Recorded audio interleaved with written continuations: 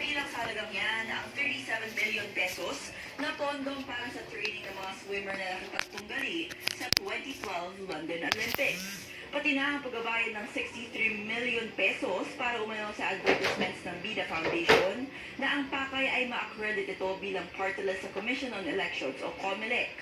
Itinanggi na ni Henmino ang mga akusasyon. 2013 pa inihain ng Office of the Ombudsman ang 19 counts of graft at 20 counts of malversation of public funds laban kay Henmino. Kinatula ng 15 taong pagkakakulong ang pumatay sa OFW na si Julie B. Ranara. Ayon sa Department of Foreign Affairs, maliban sa 15 taong pagkakakulong sa kasong murder, karagdagang 1 taon din na pagkakakulong ang gigitawad sa anak ng amo ni Ranara sa pagmamaneho ng walang lisensya. Paglilinaw ng DFA, mababa ang naging hatol dahil menor de edad ang pumatay sa OFW. May 30 araw ang pamilya para iapela sa Court of First Instance ang iginawad na hatol. Nagpasalamat naman ang pamilya Ranara sa pagtulong sa kanila sa pagsulong ng kaso.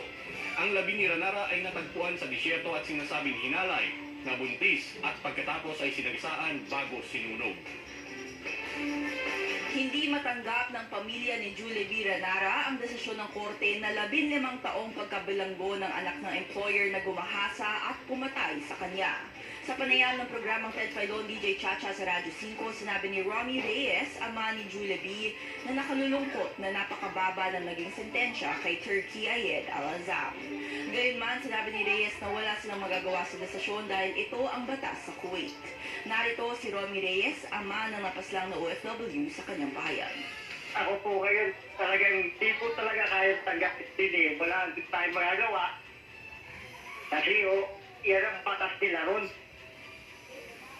Ano naman ang mali natin dyan? Ang inaano ko lang sana, mapigyan naman ng magandang justisya yung pagkamatay ng anak natin. Umaasa si Reyes na may magagawa pa ang DFA at Department of Migrant Workers upang iapela ang desisyon at magkaroon ng makataruang sentensya sa pumatay sa kanyang anak. Kung si Tatay Romy ang masusunod, dugo sa dugo ang nais niyang maging sentensya kay Al-Azam. Pinayagan ng Commission on Elections o COMELEC ang Department of Interior and Local Government o DILG na ipatupad ang suspension ng 11 local government officials. Sa gitna ito ng election ban kaugnay sa barangay and Sangguniang Kabataan Elections of BSKE. Sa ilalim ng Republic Act 7160, ipinagbabawal ang local government COE na magpataw ng preventive suspension 70 araw bago ang halalan. Ipinagbabawal din sa Omnibus Election Code ang suspension ng elected officials na walang authorization mula sa COMELEC maliban kung galing ang kautosan sa Office of the Ombudsman. Inaprobahan ni COMELEC Chairman George Garcia ang exemption ng DILG base sa rekomendasyon ng COMELEC Law Office. Una rito, pinatawa ng Office of the Ombudsman ng administrative penalty sa suspension ng 11 local government officials sa Pampanga, Bohol, Camarines Sur at Kalinga provinces. Target ng Land Transportation Office na makapag-imprinta ng 1 milyong driver's license ngayong buwan. Ayon kay LTO Chief Vigor Mendoza, nakakapag-deliver na ng cards ang kanilang supplier na aabot sa 1 milyong piraso pagkatapos maalis ang temporary restraining order na inilabas ng Quezon City Court. Aabot sa 2.4 million ang backlog ng LTO sa driver's license cards. Dagdag ni Mendoza, dinidinig pa ng Quezon City Regional Trial Court ang petisyon na isinampa ng natalong bidder at komisyon sa 240 million peso deal para sa 5 million plastic cards. Ipinanukala ni PAO Executive Director Undersecretary Gilbert Cruz na itigil ang online registration ng SIM. Ito ay dahil tinatanggap ng sistem ng mga telco ang fake identification tulad ng paggamit ng larawan ng unggoy at ang pinakahuli ay isang cartoon character. May nakumpiska pa ang PAOK na equipment na maaaring mag-register ng 64 na SIM cards ng sabay-sabay na ibebenta umanong equipment sa online. Samantala, nagkamal ng 1 bilyong piso ang Philippine Offshore Gaming Operators o POGO na sinalaki ng otoridad sa Pasay City noong nakaraang buwan. Ayon sa Department of Information and Communications Technology o DICT, ginamit sa illegal na gawain ang 28,000 subscriber identity module o SIM na nakumpiska sa raid sa Pogo Hub. Ayon sa DICT, naglalaman ng 50,000 hanggang 100,000 pesos ang bawat SIM. Ayon kay DICT Secretary Ivan Jan Uy, lahat ng nakumpiskang SIM ay may fund balance sa e-wallets.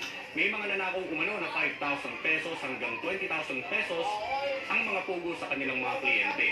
Bago ang raid sa Pasay noong Agosto, nakakumpiska rin ng 80,000 SIMs sa isang Pogo hub sa Las Piñas noong Hunyo. Bakit nga ba nagtataasa ng mga presyo ng bilihin ngayon? Sagot ng Alliance of Concerned Truck Owners and Organizations o ACO, yan ay dahil may mga trucking companies nang nagsasara. Sa panayan sa programang Bahon Bayan with Mon sa 92.3 True FM, sinabi ni Pen Penuela, direktor ng ACO, na kung hindi nag-stop operation, nagbabawas na ng hanggang 50% ng kanilang kapasidad ang mga trucker. Bukod kasi sa taas ng presyo ng krudo at hindi na rin nila kinakaya ang mahal ng toll sa mga expressway. Nauunawaan naman ng grupo na lahat ay nahihirapan sa laki ng inflation ngayon, pero dapat din umanong tandaan na maliliit na negosyante lamang ang truckers kumpara sa mga nagpapatakbo ng expressways. Wala pang sagot sa panawagan na yan ng ACTO. Philippine Standard Time, ganap na pong abangan ang iba pang detalye ng ating mga balita sa ating pagbabalik.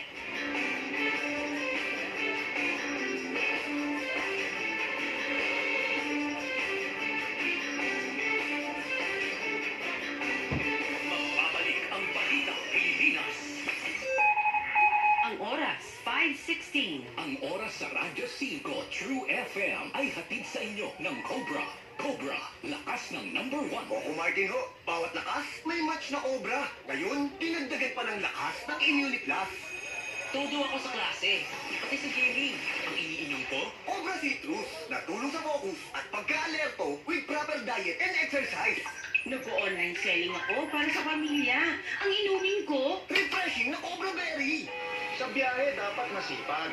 Fuel ko, Cobra, number 1 energy drink. Lakas ng number 1. Grabing panahon no, pabago-bago. Minsan mainit tapos biglang uulan. Kaya hindi may iwasan na magkasakit at umabsent sa trabaho. Pag walang pasok, walang kita. Buti na lang, may Cebuana na Luwilier na matatakbuhan sa oras ng pangangailangan. Mas mataas pa ang appraisal rate ng up to 30% kumpara sa ibang pawn shop based on average figures on gold. Tapat pa sa pangako na iingatan ng alahas nyo. Maasahan saan man sa Pilipinas. Basta sangla, Cebuana na Luwilier Tiwala. Supervised by the Bangko Sentral ng Pilipinas. Daig daw ng binubuenas ang sinuswerte. Kaya ibalik ang swerte na puno-puno ng positivity with good vibes. Kasama si Stanley Chi at Laila Chicadora dito sa 92.3 Radyo 5 True FM. Dito tayo sa totoo. Nagbabalik Balita Pilipinas. 5:17 ng hapon, balik tayo sa ating mga balita. Balita sa lalawigan. Halos 7 milyong pisong halaga ng shabu nasabat sa buy-bust operation sa Lapu-Lapu City. Para sa detalye, narito si Robert Teo. Kalabosong isang high-value target matapos mahuli ng milyong-milyong pisong halaga ng shabu sa Lapu-Lapu City kahapon. Ginasospek na si Agdina Bertudan nga nadakpan sa gikasan na buy-bust operation sa Barangay Paho. Nakuha sa iya ang 1 kilo nga shabu nga nagkantinan og 6.8 million pesos. Ayon sa Lapu-Lapu City Police Office, nagsisilbing courier lang ang suspect ng mga droga galing sa kanyang supplier sa loob ng Cebu Provincial Jail. Maharap si Agdina sa kasong paglabag sa Comprehensive Dangerous Drugs Act. Daghang salamat, Robert Teo. Patay ang isang abogada matapos siyang pagbabarilin sa Abra kahapon. Nasa loob ng kanyang sasakyan ang biktima sa tapat ng kanyang bahay nang paputukan siya ng riding in tandem. Naisugid pa sa ospital ang abogada na si Maria Saniata Alzate pero binawian din siya ng buhay. Nakatakas naman ang dalawang sospek na sakay ng kanilang motorsiklo. Patuloy ang investigasyon ng otoridad sa pagkakakilanlan ng mga sospek at kung ano ang motibo sa krimen. Ikinalungkot naman ng International Association of Democratic Lawyers ang sinapit ng kanilang kabaro. Ito umano ang unang insidente ng pamamaril sa Abra simula nang ipatupad ang gun ban para sa nalalapit na barangay at sangguniang kabataan elections. Nasugatan ang isang mangingisda matapos atakihin ng pating sa Bolinao, Pangasinan. Ayon sa Bolinao MDRRMC, nagtamo ng malaking sugat sa kaliwang hita ang mangingisda matapos sagpangin ng malaking pating habang nangingisda. Agad namang narescue ang biktima bago siya dinala sa ospital pero babala ng otoridad, mag-ingat na ang mga mangingisda upang maiwasang maulit ang insidente. Niyanig ng magnitude 4.2 na lindol ang lalawigan ng Bukidnon kagabi. Ayon sa Philippine Institute of Volcanology and Seismology o PHIVOLCS, tumama ang lindol alas 9:46 kagabi. May lalim itong 14 kilometers at tectonic ang pinagmulan. Natunto ng sentro ng lindol sa bayan ng Lantapan. Naramdaman din ng lindol sa Cotabato, Cagayan de Oro at Misamis Oriental. Susubukang hilahin ngayong araw ang sumadsad na barko sa karagatang sakop ng Coron sa lalawigan ng Palawan. Alas 3:30 kahapon ang sumadsad ang LCT Lady Alina sa mababaw na bahagi ng karagatan na malapit sa Cadiz Point sa Coron. Hindi umano napansin ng lookout ang mababaw na bahagi ng karagatan dahil sa zero visibility. Hindi rin umano lumabas sa kanilang GPS ang mahura. Sa initial assessment, negatibo ang oil spill ang nabahurang barko. Maayos naman ang kondisyon ng 18 tripulent ng barko. Balitang Metro.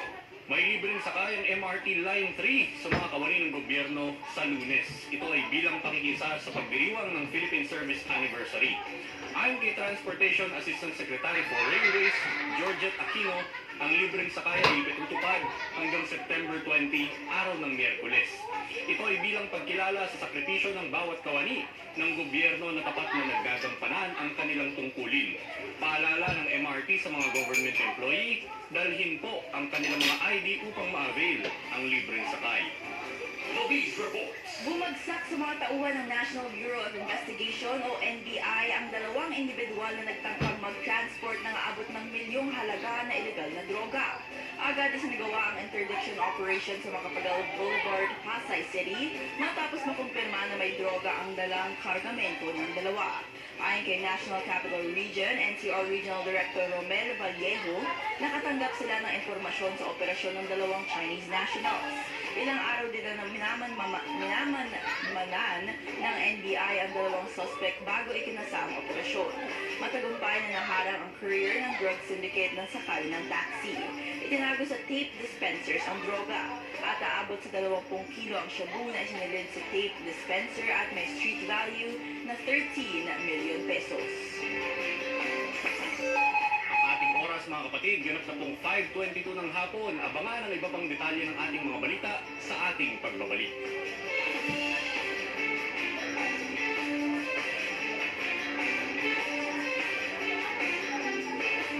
Magbabalik ang Balitang Pilipinas. Sino ang aangat? Sino ang bibida? Sino ang tatatak? Game na game nang magpapasiklab ang mga bagong iinuhin sa PBA Court. Abangan sa PBA Season 48 Draft. Yung September 17 na 4 p.m. Tutukan sa One Sports. PBA Rush. Game tayo dito. Totoong abot na abot ang True FM. Saan man panig ng Pilipinas at sa buong mundo. Basta may Pilipino. Sundan at ilike ang Radyo 5 True FM sa Facebook, TikTok, Instagram at sa X o Twitter. Dito na tayo sa totoo. True FM. Tunay na kapatid. Maaasahan sa radyo at online. Dahil siya ang isang oras, ang Power and Play 2 oras na. Alamin ang mga mahihilig na balita sa mundo ng palakasan. Power and Play kasama niyo ako, Ingala, tuwing Sabado mula alas 8 hanggang alas 10 ng umaga sa Radyo 5, 92.3 True FM. Dito tayo sa totoo. Nakababalik ang Balitang Pilipinas. Philippine Standard Time, ganap na pong 5:24 ng hapon mga kapatid. Balik tayo sa ating. Inaprobahan na ng NCRPO ang dismissal ng Warren Police na sangkot sa pagkamatay ng binatilong si Jemboy Balcazar sa Napotas. Base ito sa rekomendasyon ng PNP, Internal Affairs Service, kasunod ng isinagawa nitong investigasyon. Lumabas sa autopsy kay Jemboy na dalawang tama ng bala. Nagtamo siya ng dalawang bala sa katawan. Isa dito sa kamay na indikasyon na sinubukan niya umanong depensahan ng sarili. Ang isa pa, tumama sa tenga at tumagos sa may ilong. Napatunayan pa umano sa investigasyon na nalunod si Jemboy at hindi man lang siya sinagip ng mga pulis. Agosto 2 nang mapatay ang 17 anyos na binatilyo dahil sa umano'y mistaken identity. Balitang business. Nagbabadya ang panibagong taas presyo ng lahat ng mga produktong petrolyo sa susunod na linggo. Sa panayam ng programang Ted Filon DJ Chacha sa Radyo 5, sinabi ni Oil Industry Management Bureau Director Rino Abad na base sa 4 na araw na trading, higit piso kada litro ang dagdag sa presyo ng gasolina, diesel at gas. Umaasa si Abad na hindi mapapalala ang pronouncement ng Organization of the Petroleum Producing Countries na magbabawas sila ng produksyon. Ayon kay Abad, hindi na lang ngayong buwan ang production cut ng OPEC, kundi posibleng tatagalan hanggang sa Disyembre. Kung tataas pa ang trading ngayong Biyernes, sinabi ni Abad na hindi naman naabot sa 2 piso kada litro ang dagdag presyo sa kada litro ng petroleum products. Balitang sports. Sa kauna-unahang pagkakataon mula noong 1998, lalaban muli sa Asian Games ang Gilas Pilipinas Women. Sa kanilang joint open practice kahapon, pinuri ni Gilas Men head coach Tim Cone ang performance ng Pinay team sa Southeast Asian Games sa Cambodia noong Mayo, kung saan nakapag-uwi sila ng silver. Ayon kay Coach Tim, talagang may puso kung maglaro ang Gilas Women, nagsusuportahan at maganda ang kulturang binuo ni Coach Pat Aquino sa kanila. Dagdag pa niya, big fan siya ng Gilas Women. Nagpapasalamat naman si Coach Pat sa pagkakataong ibinigay ni Coach Tim na makapag-practice ang Gilas Women sa kauna-unahang pagkakataon kasama ang kanilang male counterparts. Magsisimula na ang kampanya ng Gilas Men sa September 26 kung saan makakaharap nila ang Team Bahrain. Sa September 28 naman, ang women's kung saan una nilang makakaharap ang Kazakhstan. Balitang showbiz.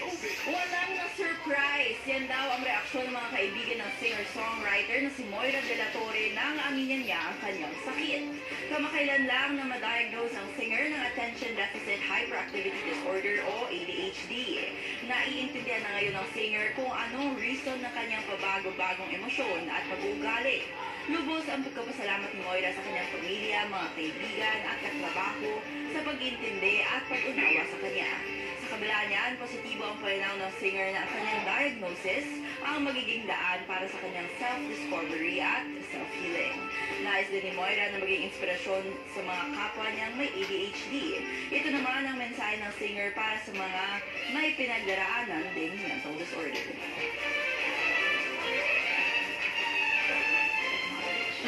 And you can't move forward if you don't acknowledge where you are right now. And that's really what I've been doing, taking things one step at a time. And I also don't want people to be so scared of that stigma. At yan ang kabuuan ng balita ngayong araw ng Biyernes, September 15, 2023. Maraming salamat sa mga buo-buo ng Balita Pilipinas sa 92.3 Radyo 5 True FM. Sa ating news desk editor na si Margie Valdez Bentulan at news writers na sina Marian Alivio at Lady Diana Tenza Lagura. Salamat din sa ating production specialist na si Jackie Villacorta, production assistants na si Nia Bugarin de Guzman, May Rodriguez at Jaya Manipon. Sa ating Radyo 5 technical engineers na sina Aaron Tolentino at Jurgen Miliena, at sa ating technical directors na sina Direk Joey Perez at Grace Toledo. Happy birthday din pala kay Engineer Alan Joseph Paule. Ayan, happy birthday po. Happy birthday! Ako po, si King Senko. Ako naman, si Bel Gregorio. Magandang hapon, Pilipinas.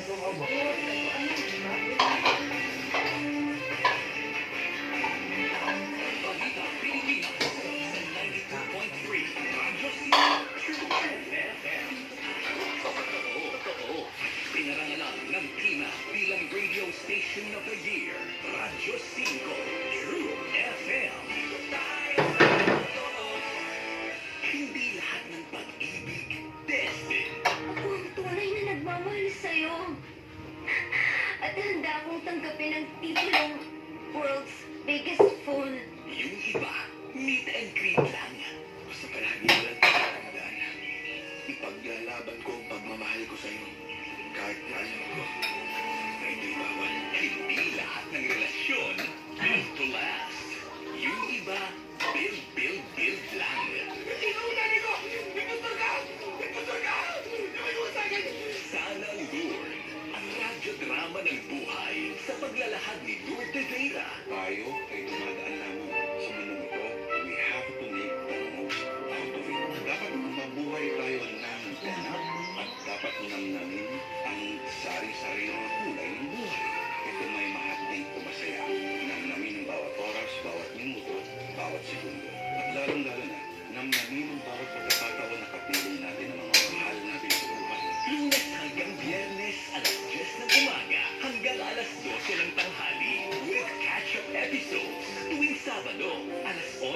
umaga hanggang 1:00 ng hapon. May mga bagay na meant to be. Mayroon ding meant to end. Sa tuwing nagkakaroon tayo ng mga hindi pagkakaunawaan at pagtatalo, laging tanungin ang sarili. Sulit ba ito ang ganitong pagtatalo sa malaking perspektiba na hindi habang buhay ay naririyan sila? Sana Lord sa Radyo 5 True FM. Broadcasting from the Radyo 5 studios in Reliance Street, Mandaluyong City in Mega Manila. 25,000 watts of true broadcast quality. Mas pinalakas, mas pinalawak, mas pinalinaw na tunog ng AM sa FM. Ito ang 92.3 Radyo 5 True FM. True FM. Dito tayo sa totoo.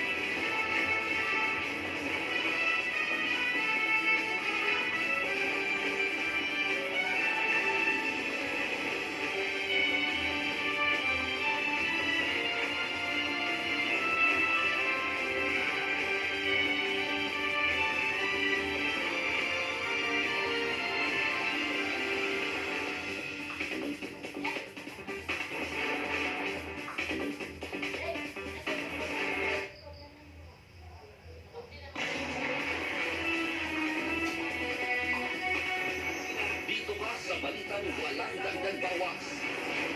At sa komentaryo, hindi bias. Buo ang kwento. Balitang may konteksto. Dahil dito, bawal ang fake news. Kasama sina Joey Francisco, Maricel Lee at Chicky Margal, pati si MJ Marpori. Dito tayo sa totoo lang. Happy Friday! Gusto ko ang jacket mo. Yan. Oo. Isa sa mga naunang jacket. Iba sa 5 eh, no? Oo. Happy Friday mga kapatid! Happy Friday. So, ano bang mga issues natin ngayong araw ng Biyernes? Oh shit! Ayun muna natin pag-usapan first thing yung ano, di ba? Yung mga problema, yung mga bigas, mga price hike. Pero nandyan yan. Abay, Oo, mamaya nandyan pag-usapan yan. natin. Kasi pati ba naman sili eh, pero ang problema. Sus, Miss, 700 to 800 pesos per kilo. Wait, ano ba yung dati? Chilies. In comparison, ano ba yung dati? Yung sili, yung 7 to Kapag 800? bumibili kasi ako ng Ikaw yung sa expert totoo lang, dito. hindi naman ako inaabot ng 1 kilo. Pira-piraso lang ako. Oo. Minsan nga, dahil pira-piraso lang yung pagbili ko, binibigay na lang ng tindera. Kasi di ba yung kapag bumili ka ng ano, ng halimbawa, bumili ka ng ingredients pang pakbet. Oo. Tapos naisip mo lang, naku, meron pa akong natitirang mga prito doon, baka masarap isawsaw sa toyo kalamansi with sili. Oo. Pagka bumibili ako ng 5 piraso, sasabihin niya, "O, sige, sa'yo na lang." Sige na lang. Ganun ang nangyayari dahil. 800 pesos per kilo. Oo. Guys, Naku. 800 pesos per kilo ng sili. Dito sa Metro Manila po, ay iba-ibang preso per region. Ano po. So, Kamal! So, paano na kung 1K? Ang lang ang budget ko. Kaloka! Okay, ha? So, pero mamaya na po natin yan masyadong, wag na muna yung pag-usapan natin.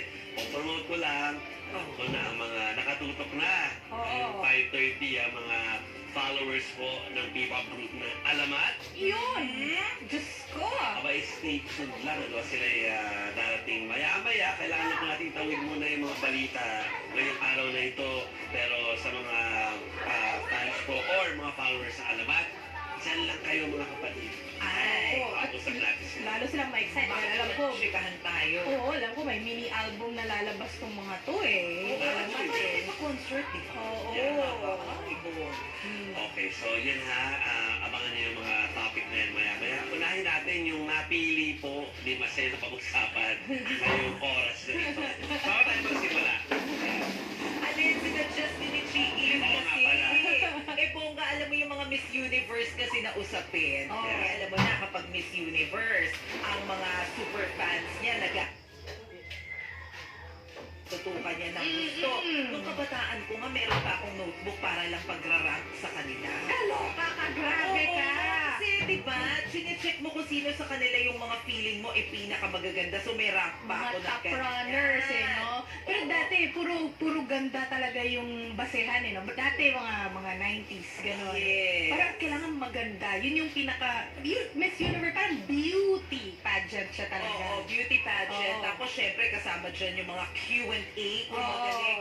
Pero, syempre, nariyan yung mga requirements like yung mga height requirements, yung mga age limit, ganyan. Pero, parang recently, tinanggal nila yung age limit di ba? Ay, Oo. pwede na tayo? Oo, pwede na. Ay, hindi, Miss Marami kasi, silang hindi kasi actually, Mrs. Ay, Mrs. kasi. Hindi tayo pwede. It's actually, Sa Mrs. Universe na lang pala. it's been evolving for quite some Oo. time now. At ang pinaka-latest nga, yung sinasabi yung dalawa tungkol sa age restriction. So ano muna ang inyong pananaw dyan?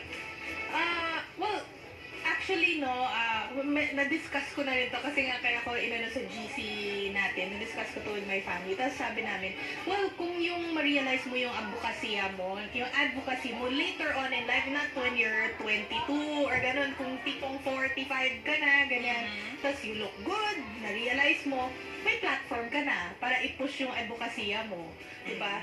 At hindi yung mga matatanda ngayon, not matatanda, sorry, yung mga older women. Oh. Older women lumalaban na rin physically, ha?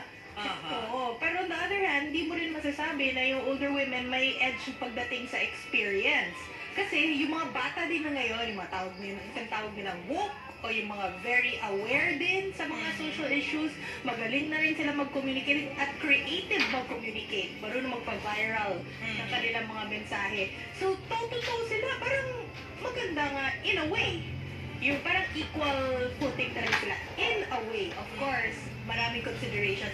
Mukhang may naiisip kang mga considerations. Kasi parang iniisip ko yung age, pwede siyang maging advantage sa competition, pwede rin siya maging disadvantage. True. Diba? So parang ang hirap na tanggalan ng age limit yung mga ganitong klase ng competition. Kasi isipin mo, kung ikaw ay senior citizen, tapos talagang naalagaan mo ng gusto yung katawan mo, naalagaan mo ng gusto yung sarili mo, syempre pagpunta mo pa lang sa stage na, wow, 60 years old, pero Yes. ayaw mo makipag-compete sa isang 40 o isang 25 Oo. years old, advantage na agad yun Oo. Dun May sa wow contest. factor na Kasi no? may wow factor ka na, Oo. na kahit na senior citizen ka, ang galing mo. Believe na. Diba? Kasi Oo. naging ganyan yung naging ganyan pa rin yung itsura mo, nakitang naalagaan mo ng gusto yung sarili mo despite your age.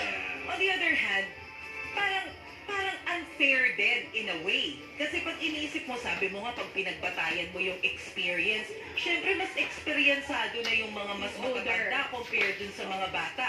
So, hindi rin natin masabi. Gaya nga na sinabi mo, marami naman na mga bata yung mga articulate na rin At saka yung marami na rin nalalaman. experience, Diba? oo. Pero feeling ko pa rin, dahil dun sa tagal nila, diba, na nag-o-observe sa mga nangyayari sa lipunan, syempre mas mataas yung expectations natin na dapat mas marami silang alam. Oo.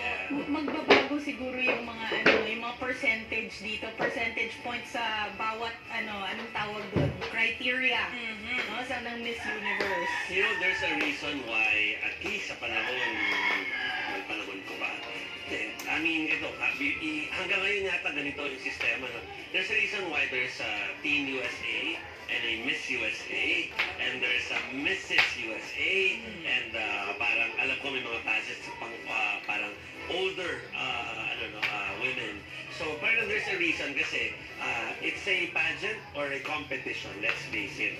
How can it be parang gusto natin kasi maging maging bukas sa lahat ng ng tao ito.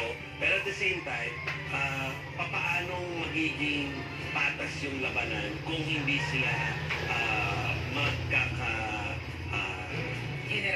generation or age bracket. Kasi talaga tama yung sinabi ng dalawang kasama ko na of course may edge dyan kapag ikaw yung woman of di ba, or of the universe rather, sabi natin na ano, no, na parang mas alam mo na yung mga katotohanan sa mundo, mas alam mo na sagutin ng mas maganda ang mga katanungan kasi talagang na-live mo na siya eh. Oo. Diba, na-experience mo na tas lalabanan mo yung mga sisibol pa lang. So parang naisip ko, nasan yung fairness din doon at the same time.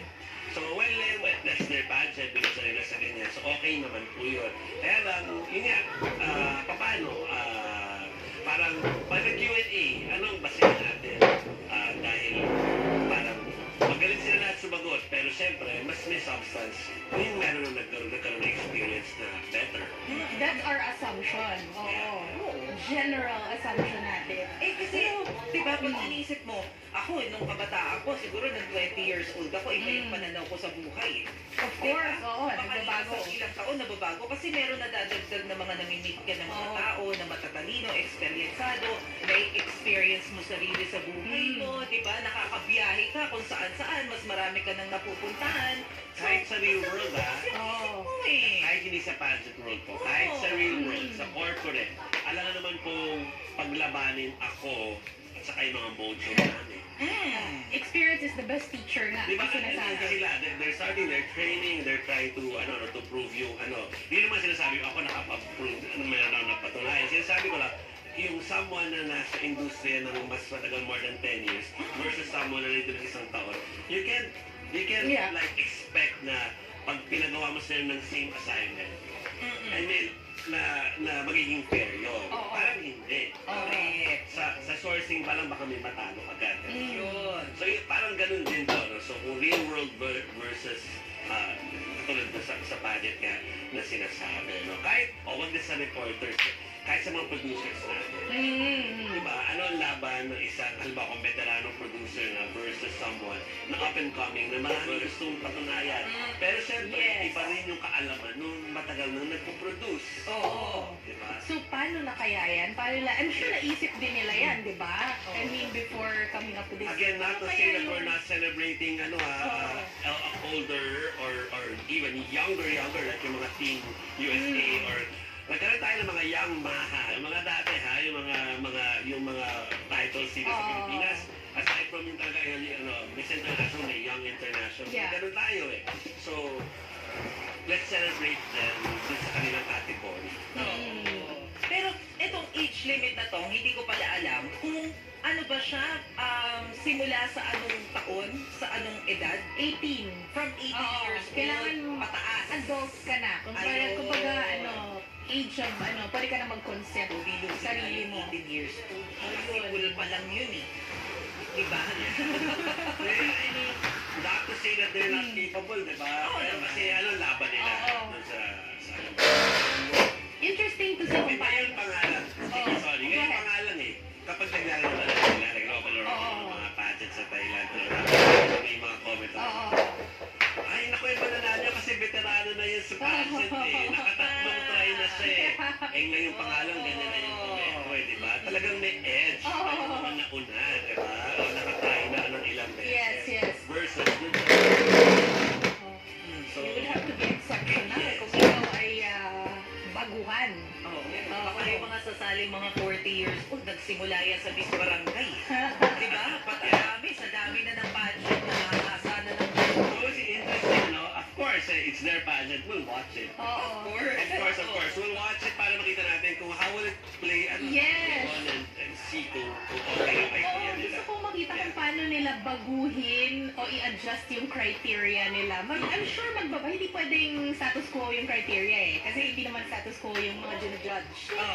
Baka magkaroon sila ng bagong title. Oo. Diba? Pero alam ko yung mga beauty pageants na attached to Miss Universe like Miss USA, kailangan ganun din. Kailangan din ang age limit. Pero syempre Miss Teen USA, I'm sure teenagers. So, Teenager oo. pa rin siya. Again, we support naman kung kay older gusto mo sumali doon. Pero yun nga, I'm sure merong aangan na ibang mga young people. Para ito, huli na, before tayo mag-start, isipin mo kung si Manny Pacquiao sasali sa Olympics. I mean, sinabi niya, Ay, oo, di ba sasali daw siya? I mean, alam natin, Yun. dream Manny Pacquiao ay ano talaga, alam naman natin yung estado niya bilang boksingero, no? Oo. So sasali siya sa bilang professional boxer. Sasali siya ngayon doon sa Olympics. Sinabi niya yan, ilang beses sinasabi. Tapos gusto talagang mag-training for the 2024 Paris Olympics. Oo. Of course, yung mga naman laban namin sa isang multiple holder nung mga belt na yan.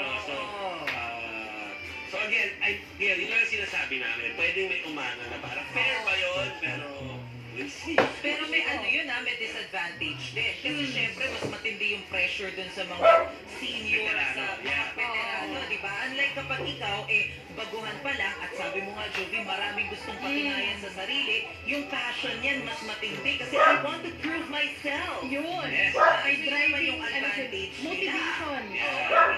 Pero very good example yung sinabi ni Jovi about Manny Pacquiao because yun nga sa mga baguhan and tawag dito, yung mga veterano. Kasi si Manny Pacquiao, nung bata pa lang siya, dream niya talaga magka-gold medal sa Olympics. Hindi siya tinanggap, ni-reject siya.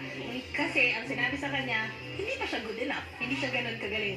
So 16 years old siya noon, nag-pro siya. Nag-pro na. Oo. So alam pakinggan natin si Manny Pacquiao, no? Kasi meron po siyang mga sinabi tungkol dito sa kanyang Olympic dream.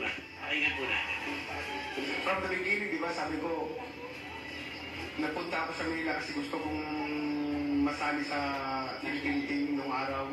Kaso lang hindi ako nakuha, na-reject ako dahil hindi ako marunong. So, napilitan ako mag-professional lang at the age of 16. So, yun yung dahilan na. Pero from the beginning, ang pangarap puso ko ay makakuha ng gold medal sa Olympics. So ayan dalawa na po yung ako. I'm very, as a person na mahilig manood, I'm curious kung ano mangyayari sa isang beauty pageant na mix na yung age. Yes. Pero at the same time, ganun din ako as a spectator. Gusto mo rin paano kung sasali si Manny Pacquiao knowing his accomplishments sa Olympics. Na well, hindi rin naman hindi mo pwedeng maliin ng Olympics. I mean, hindi naman porkit professional ka na, siguradong panalo ka na. Pero for someone as veteran as him, to join the competition. Pero imagine sanay yan sa ilang rounds. Ang Olympics na yun, 3 rounds lang yun. Yakang-yaka yan. Hindi po kasi siya pwede sa Asian Games kasi above 40 na siya. Yung Asian Games, parang Olympic qualifier na yun. Yes, it's qualified. So, kailangan niya ng Olympic qualifying tournament, di ba? May mga tournament na, kumbaga, parang FIBA yan, hindi lang FIBA. Parang hindi lang FIBA, may ibang ways pa. So tingnan natin, sabi nga namin, pinag-uusapan natin na, fair ba o hindi. Pero at the same time, we wanna see it. We wanna see the pageant na iba-iba na yung age, and we wanna see an Olympics with Manny Pacquiao there. We do! Diba? Para sa niya yung ambition. Go, Manny! Gold! Go for gold! Okay, so kayo, mga kapatid, ano po ang inyong mga opinion dyan? I-post nyo lang sa amin pong Facebook at YouTube live stream comment section. At sa mga kayo na pa po mataas ang views kasi nandito na yung mga fans ng at followers ng Alamat. Mamaya po yan tatapusin lang namin ang mga issue. Magiliw ang tawag sa kanila. Mga magiliw. Mga magiliw, malapit na. Mga magiliw. Mga magiliw. Malapit na, okay? Pero simulan na po natin ang formal ng ating pong balitaan dahil bawat balita po ay may iba't ibang mukha, iba't ibang anggulo. Paano nga ba matutunton ang totoo? Kaya ating himayin ang mga issue sa bansa dito sa 1PH. Ako po si Maricel Halil. Ako naman po si Chicky Verhel. Dito bawal ang fake news. Dito tayo sa Totoo Lang. Kami po ang 1PH na serbisyo para sa Pilipino. Ako po si Francisco Natasol Naban. Nasabi ko pa yung world and universe kanina. Diba?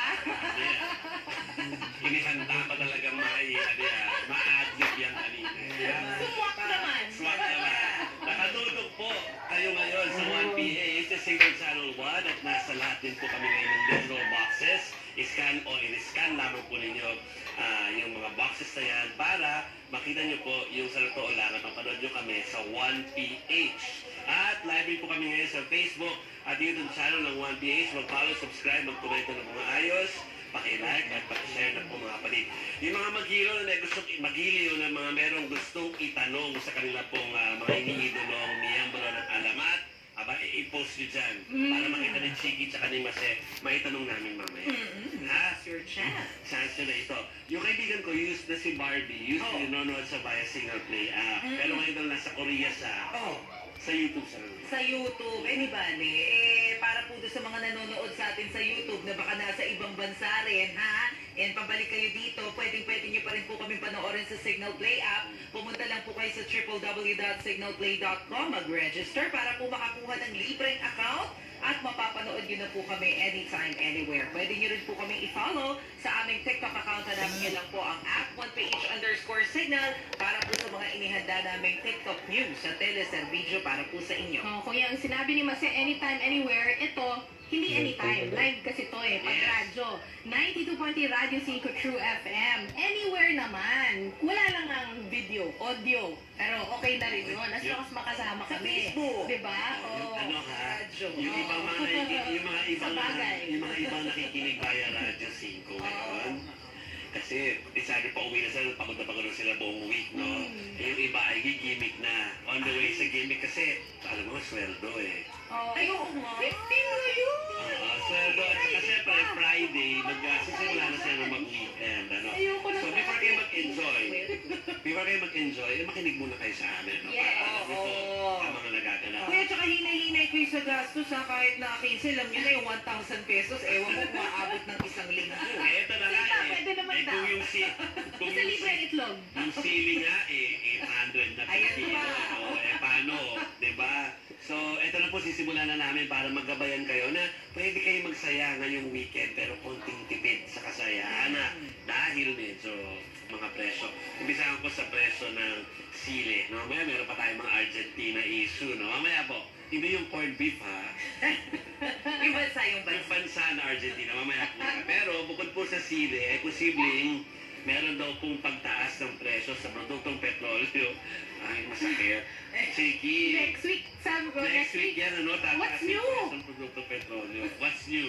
Ayon sa Department of Energy, nakaamba po ang 1 peso and 30 centavos na dagdag presyo sa kada litro po ng gasolina.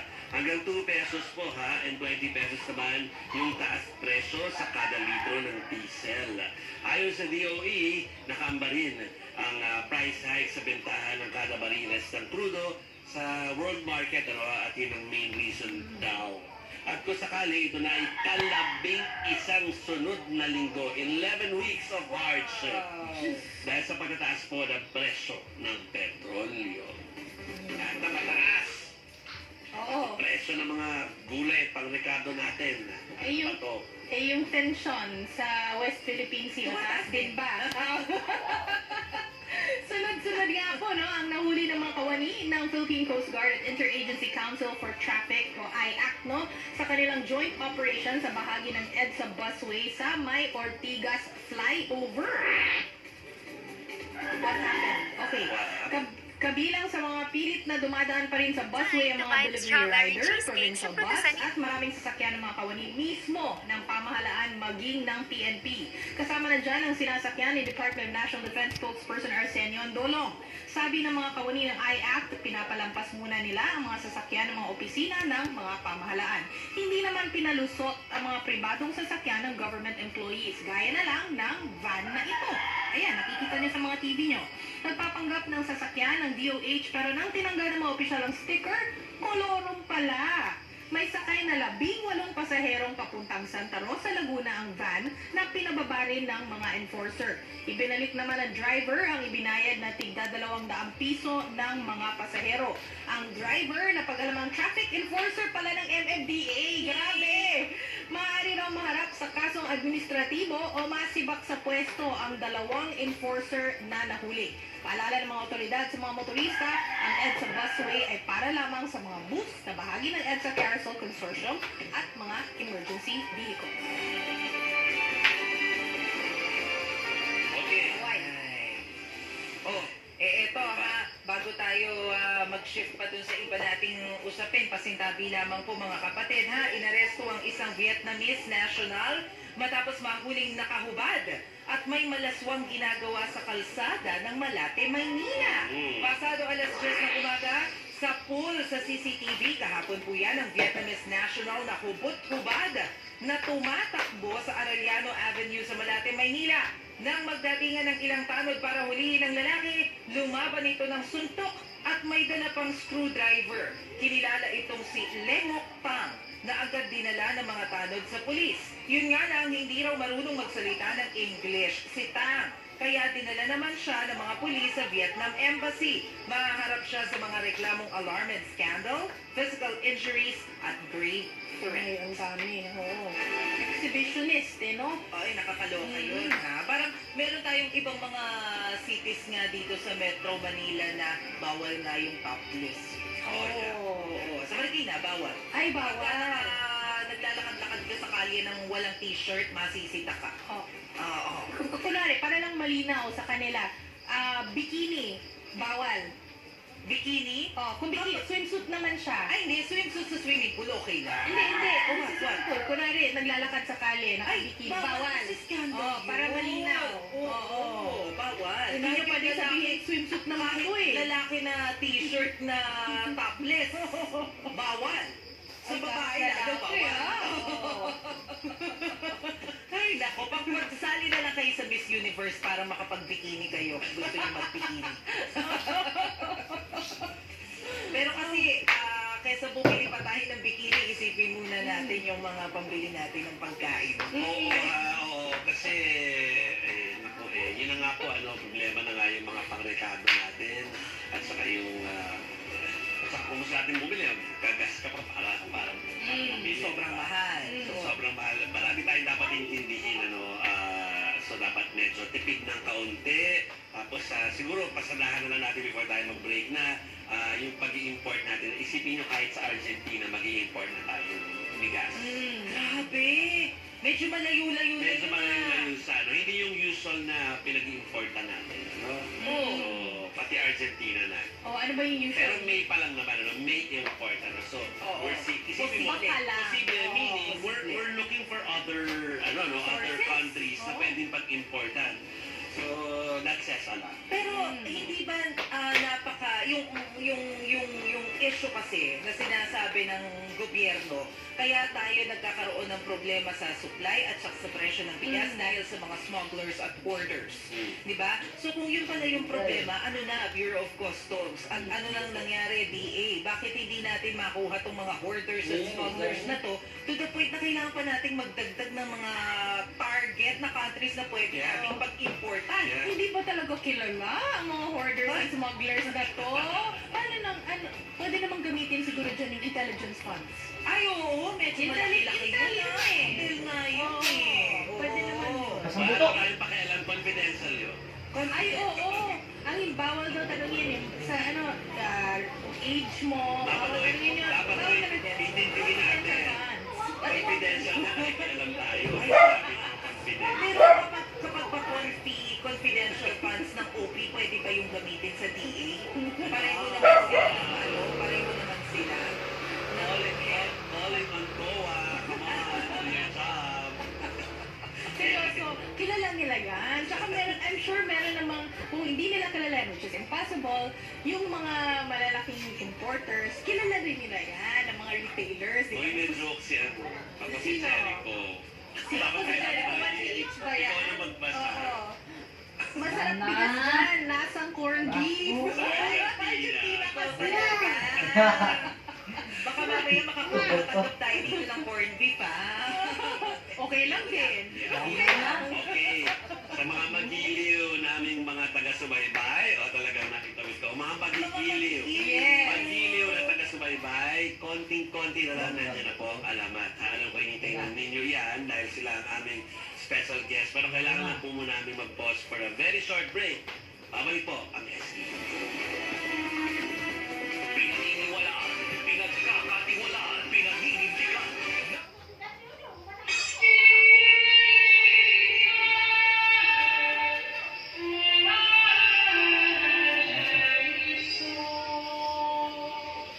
The angel of the Lord declared unto Mary, and she conceived by the Holy Spirit.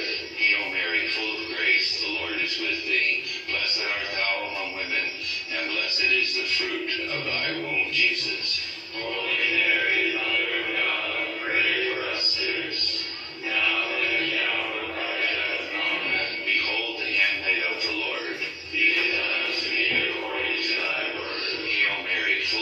rejoice, the Lord is with thee. Blessed art thou among women, and blessed is the fruit of thy womb, Jesus. Holy Mary, Mother of God, pray for us sinners, now and at the hour of our death. Grabing panahon no, pabago-bago. Minsan mainit tapos biglang uulan. Kaya hindi maiiwasan na magkasakit at umabsent sa trabaho. Pag walang pasok, walang kita. Buti na lang, may Cebuana Luwilier na matatakbuhan sa oras ng pangangailangan. Mas mataas pa ang appraisal rate ng up to 30% kumpara sa ibang pawn shop based on average figures on gold. Tapat pa sa pangako na iingatan ng alahas nyo. Maasahan saan man sa Pilipinas. Basta sanglak, Cebuana Luwilier Tiwala. Supervised by the Bangko Sentral ng Pilipinas. Good morning mga kapatid! Mapapanood na ang Bangon Bayan with Bon sa 1PH. Kung mainit ang kape, mas mainit ang balita. Narito na ang mga pampasising na balita. Mas mainit ang talakayan. Bangon Bayan with Bon kasama si Mon Gualvez. Kaya ang ating pampaisip para sa araw na ito, agad-agad na no mga kapatid. Ano ang masasabi nyo dyan sa taas presyo sa petrolyo? Bawat bangon, bagong pagkakataon. Bangon Bayan with Bon, Lunes hanggang Biyernes, alas 4 hanggang alas 6 ng umaga. Kitang-kita na sa 1PH. Rinig na rinig pa sa Radyo 5 True FM. Dahil hindi kasya ang isang oras, ang Power and Play 2 oras na. Alamin ang mga maiinit na balita sa mundo ng palakasan. Power and Play kasama niyo ko, Noli Iyala, tuwing Sabado mula alas 8 hanggang alas 10 ng umaga sa Radyo 5 92.3 True FM. Dito tayo sa totoo.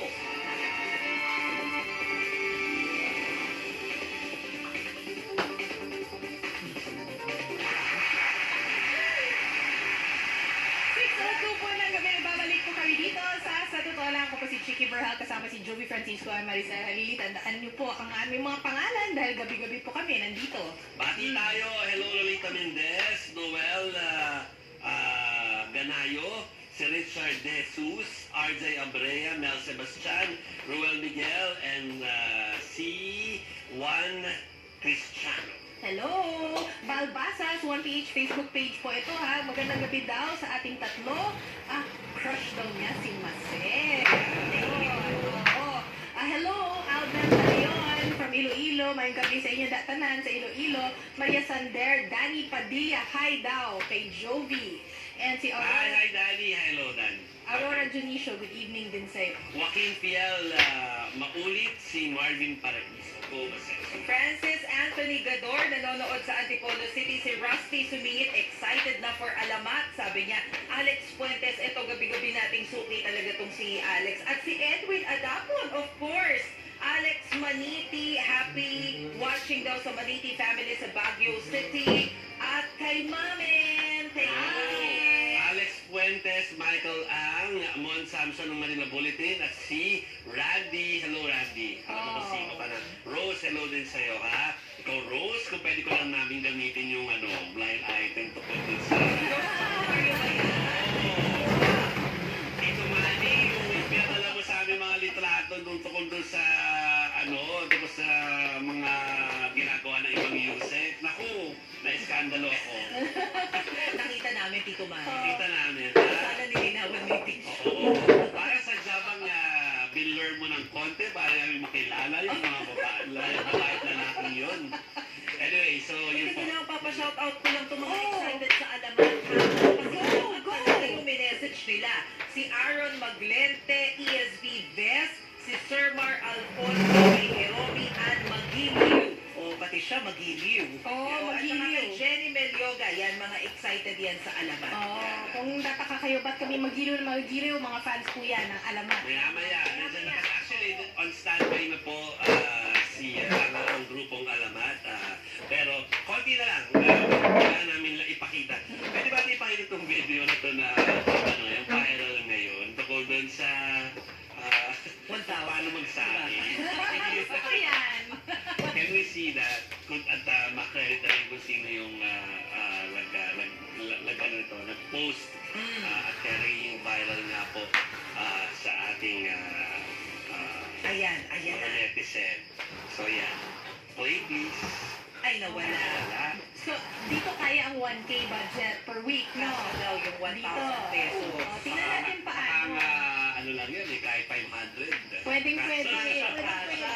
Pero sa liit ng mga gadgets na, yung appliances na ginagamit niya, I wonder kung saan yung malaking rice cooker. Parang mas malaki pa yung hintuturo dun sa rice cooker. Kaya nga tinanong natin kahapon, di ba, yung portions, important. Kasi ano ba portions ito? Baka hindi nga kasi, ilang tao. Household. Baka pang isang tao pwede pa siguro. Pero kung libre naman yung itlog, tsaka meron pang mga gulay sa bakuran, baka pwedeng dalawa. Baka. May libre ba mga itlog, mga kapatid? Hindi, si Larry meron. Meron siya. Okay. Sabi niya kasi laki siya sa hirap, tapos dati na-experience daw niya na magtanim sa bakuran, na mag-alaga ng hayop, na mapagkukuhanan niya ng pagkain. Yeah. Pero pangarap ko yan, yung meron pang sariling Parang halaman farm and para yung pagkailangan ko ng kailangan ko ng kalabasa, ng kamatis. Yung pipitas na lang ako sa bakod, kaya lang talaga hindi ako magaling magtanim. Kaya kahit subukan ko, namamatay. Fresh, no? Maganda kasi fresh, tas alam mong malinis. Yun nga. At saka kasi hindi siya biro pag nagtanim ka ng ganun. Kasi kapag napeste, tapos naghahanap ako ng nakalagay ito yung mga organic daw na pang spray para mamatay yung peste. Pero hindi naman ako makapaniwalang organic kasi amoy chemical. Okay. Sasabihin ko na sana, meron pala organic. Alam mo mga ignorante pagdating sa pagtatanim, no? Ayan na, Jovi. Okay, anyway, yan po yung sinasabi ng value, parang picture lang daw. Pero anyway, I'm sure naman, napanood na po niya yan. In short, maliit na mga appliances yan. Appliances sa maliliit na serving ng pig. Sa ito na ano pa. Kakasa ang 1K kung ganyan ang ating kapas yan. Pero ang tanong ay mabubusog ba tayo? Sabi nung sa comment lang, sabi ko na budget ni Tinari sa duwende yung 1K per week eh. Mga mali, mga tamsa, mga tambilina, mga ganyan. Again, of course, natin alam po, we really wanted to know kung ano yung persuasion, kung pag-share ni Neri Knight, nung kanyang, weekly plan, naman, kanya po yung plano, So, kaya konti ingat din sa pagbabash, pero, yun nga lang, tama rin naman sabihin natin na baka hindi enough, para, for most of us, rin tayo, nakalagay din sa katotohanan yung ating mga paano. Although parang yung asawa niya si Chito Miranda nagsalita tungkol sa mga bashers ni Neri kasi parang ang konteksto gusto lang namang magbahagi ng idea ni Neri na baka makatulong sa marami. So parang wala namang basis na i-bash pa siya. Kasi nga, yun lang naman yung idea to help other people. Maganda yung intention niya. Maganda yung intention. So na-bash pa siya tuloy dahil gusto niyang tumulong. At ibinahagi yung niya. Suggestion. Guys, ito na, tayo sa katotohanan na kailangan natin maging matipid o kaya maging wise sa spending natin. At the same time ay kumapit sa pananalig. Magalit tayo. Na may ginagawa ang ating gobyerno para tayo matulungan. Again, Mr. President, Department of Agriculture po, lahat po ay pointing to you. Lahat ng araw sa mga problema po natin. Okay, so baka dapat mag-diet na tayo, no rice policy. Alam mo, yung kay Neri na plan, di ba yung sa dinner niya leftover? Walang leftover, pwede yung after diet. Kasi wala tayong gano'n. Baka pagka umere tayo, ako po ay mas mabagal pa kay Kuya Cesar. Wala nang energy. Saka walang kape dyan, ha? Kasi 1,000 per week. Wala kang kape. Malungkot ako sa So, paano ka magsalita kapag ganun, Mase? Versus now. Parang ganito. Parang ganito tayo, walang energy. Energy natin. Ang lungkot ng buhay. Ayan. Sige, pag-uwi natin. Huwag na tayo So mga kapatid, alam ko ang mga magiliw ay nandyan para po dito sa ating special guest. Alright. I-intro na po ni Chiki dahil marami na nang gusto magpatanong at itatanong natin sa kanila. Eto na mga kapatid, mga magiliw, especially, no, after a successful opening performance sa 2023 FIBA World Ang Cup. galing nun, ha? Oo. Inaabangan naman ng magiliw ang P-pop group na alamat sa kanilang first ever concert this December 1 po. Bago yan, makipagkwentuhan muna tayo sa alamat na binubuo nila Jao, Alas, RG to. Correct me if I'm wrong na lang mamaya. Taneo, Tomas, at Mo. At syempre, kasama si MJ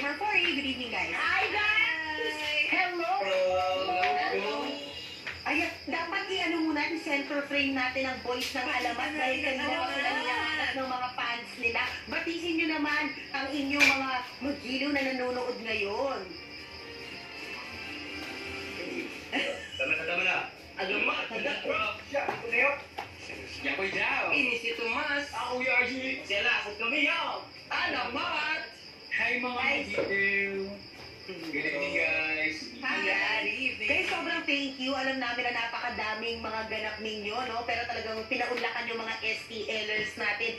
Friday night pa. Pero syempre gusto nyo malaman ng mga magiliw natin. Ano ba ginagawa nyo usually pag ganitong Friday night? Friday night, usually nag-prepare po kami ngayon at the concert. We have an upcoming concert on December 1. At ang title na ito ay Dagundong. Yes. Actually, dumadagundong naman talaga kung nagpo-perform kayo, ano. Pero, it's so, usually, no, for other artists, talagang, this is still early, tama? Diba? Pero what are you practicing about for December? Ano pa bang hindi nyo napopulido? We have a lot of unreleased songs that we're working on right now. And yun, dami kasi mga songs namin na hindi pa namin na-perform na parang first stage pa lang nila yung concert movie. So, yeah, behind the scenes na yun. I don't want to talk too much about it, but surprise! Surprise! So, alam mo, actually, isa sa mga inaabangan natin sa mga concert kagaya na sa inyo, yung stage pa lang eh. May ibang mga technical aspects ba dyan na nagkaroon kayo ng input or para magkaroon ng parang leveled up fan experience? For sure, meron na yan na sinaplano with us and with our management. Pero abangan niyo yan, mga magiliw at mga viewers out there. For you guys, now that of course napakadaming boy groups are in the center stage right now, how do you stay faithful and true to your branding as Alamat? Actually, yung branding namin as Alamat, it's very natural to us kasi bawat isa sa amin in-break talaga namin kung sino kami at kung saan ba binahaling. We bring it everywhere we go. We stay where we go. And yeah, that's how we do it.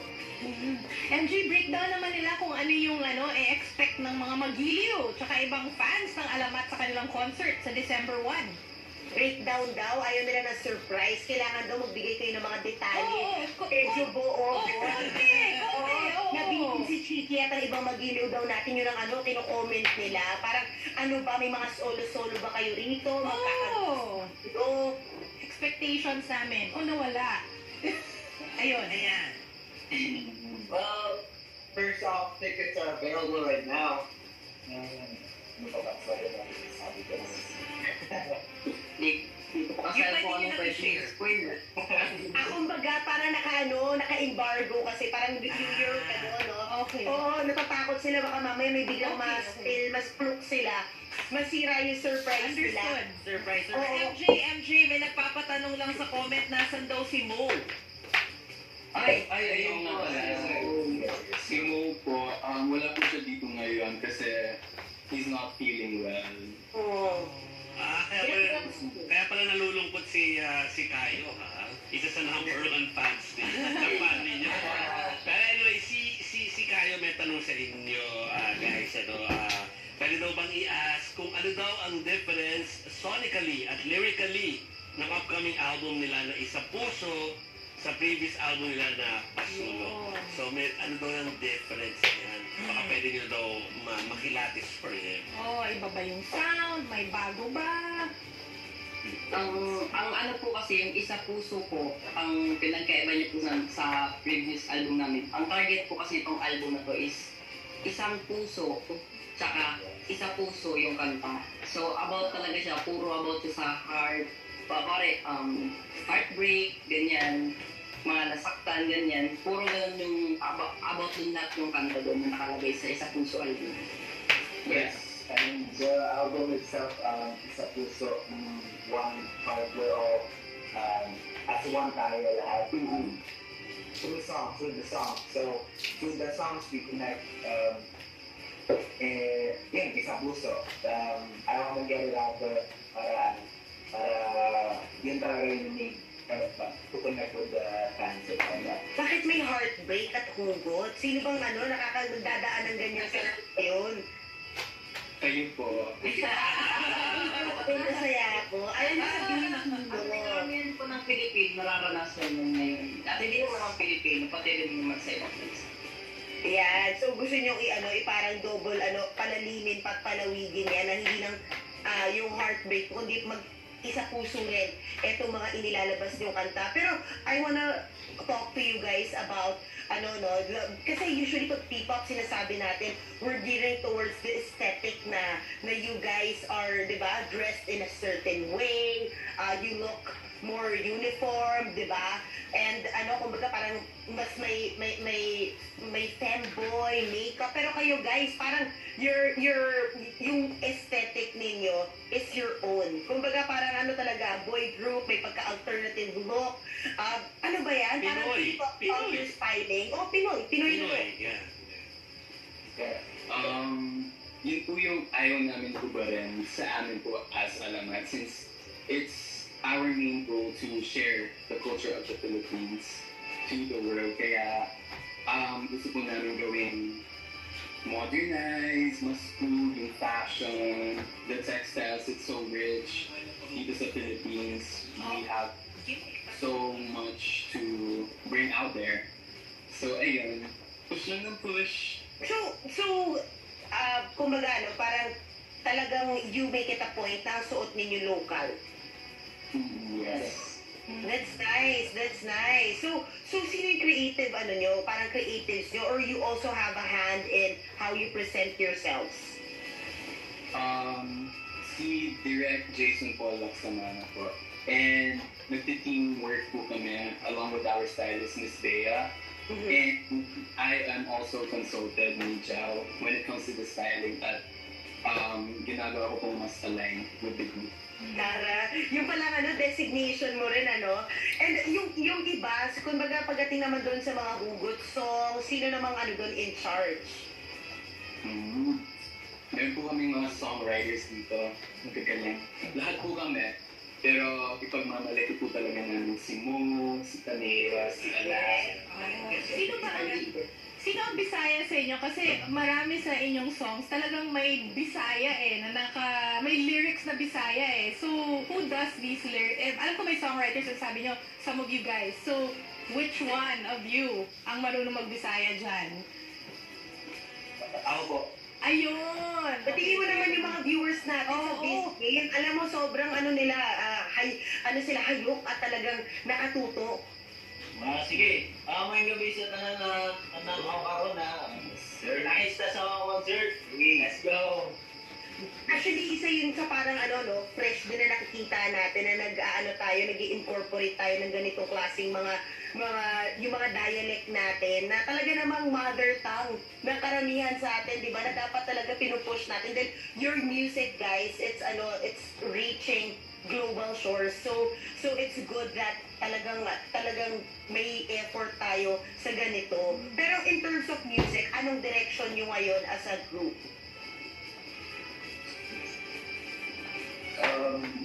As previously stated po, yun nga po, to connect with everyone po maging isang puso. Yes, so yun pa rin yun. Okay, MJ. Yes. Alam mo naman, alam ko they're busy dahil sila nagpe-prepare for yung concert niya. So, kasi gumagawa ng mga kanta, at nagpa-practice. Pero, ang weekend pwede ba mga chill na mga tanong natin? Gusto malaman siyempre ng mga magiliw, kung paano kailangan nila rin mag-distress or hindi masyado maging stressful yung kanilang preparation. Ano ang kanilang ginagawa aside from the preparation? Para mag-unwind. Unwinding ninyo. O isa-isa pa kayo sumagot. Alas. And ako talaga, medyo busy talaga ako sa time na show. Pero binibigyan ko naman yung time ng sarili na manood, yun talaga. Yun ako nare-relax. Movies, okay? Ako naman, siguro games, search Alamat RG and Gundo lang. Oh, 24/7 nagiging. Ay, naman. 24/7. Ang grabe ang kuwaras lang. Citizen power. The others. Ako naman, well, weird, pero it is what it is. Pag may time ako na hindi nag-work on something, honestly, nag-meditate lang ako. Wow!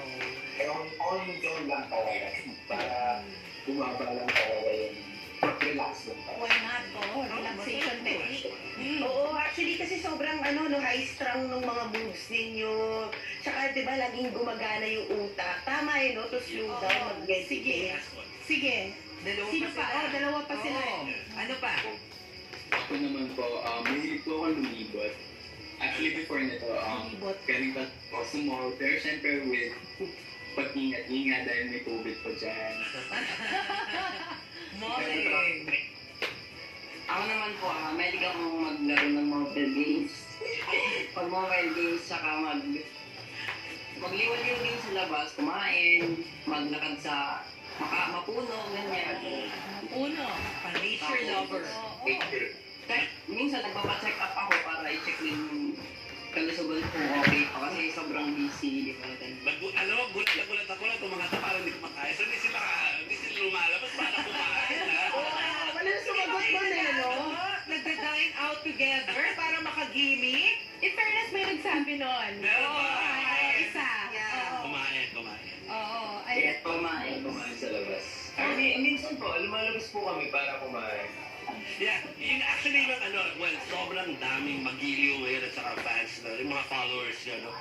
Kaya pa ba yun yung malling at kain sa labas na hindi kayo dinudumog? Na hindi kayo napipicture-picture.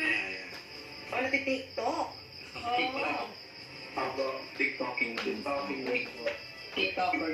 Pero di ba, parang baka mamaya pag lumalabas kayo, I'm sure yung mga maghilo na nakakita sa inyo, how do they act around you guys? Kumbaga pa talagang sinusugod ba nila kayo habang kumakain or they just let you be? Siguro yung mga magiliw namin talaga, sobrang bingit niya kami. Tsaka kung may personal time kayo, kawari, nasa labas kami. Kaya may quick din. Parang nag-approach naman sila, like, pwede mag-pick or nagkikipag-usap. Ganun. Kaya, Nice. respect. Magaan lang. Yes. Magaan lang kasama.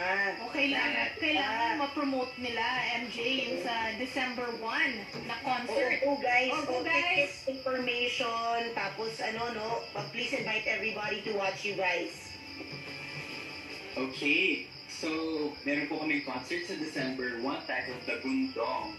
Ito po ang aming first solo concert. So you can buy your tickets now at ticketnet.com.ph. At the moment, may sasagutin po na Google Forms. You can find them on our pages. So Viva Records and sa Alamat Official. Just in case na nag-error yung ticket natin. Ayun. Nice. At least meron yun. Viva Live. Hatid pala ito ng Viva Live. I love it. Thank you so much, guys. May gusto pa ba kayong batiin before we all let you go? Batiin nila yung mga magiliw. Ang dami na tulad kanina pa. Talagang todo ang suporta. Take the floor. What's up mga magiliw? Meron pa din pala kaming ganap tomorrow, which is a mall show. Meron pala kayong mall show. Alam mo, exciting yung mall show na yan, okay? Dahil sana sa TV5 mall show kasi meron din sa SM Bacoor, 3 o'clock. Ayan, yung sa Robinson's South. Yung mall show, so makikita niyo yung mga boys, mga magiliw, sumugod na kayo sa Robinson South bukas po ng hapon yan. Nandyan ang Alamat. Maraming salamat. Taneo, Jao, Tomas, RG, and Alas, and of course, MJ Marfori. Thank you, guys.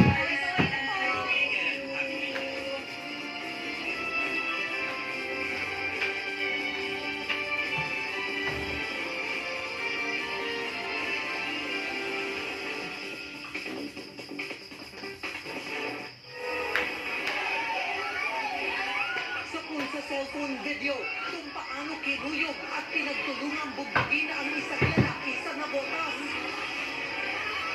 Todo awat ang mga pulis, pero wala silang magawa sa dami ng mga tumuyo. Ang dahilan ng gulo at kung saan yan humanto, abangan. Narito iba pang malaking balita sa Frontline. Pumatay sa OFW sa Kuwait na si JV Ranara, sinentensyahan ng 16 na taong pagkakulong.